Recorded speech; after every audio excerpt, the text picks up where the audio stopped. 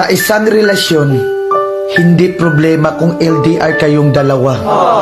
Basta ang mahalaga, marunong kayong magtiwala.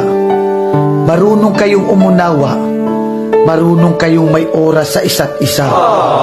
Dahil ang LDR relationship ay hindi binubuo ng 1,000 pangako, 1,000 I love you, 1,000 kondisyon. Ito ang pinagtibay ng dalawang klase ng tao na nagmamahala ng tapat. Dahil bihira lang ang nakakasurvive sa LDR relationship.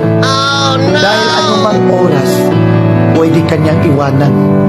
Pwede siyang mahulog sa iba kasi hindi mo hawak ang feelings niya. Kaya sa may mga LDR relationship dyan, eto ang lagi yung tatandaan.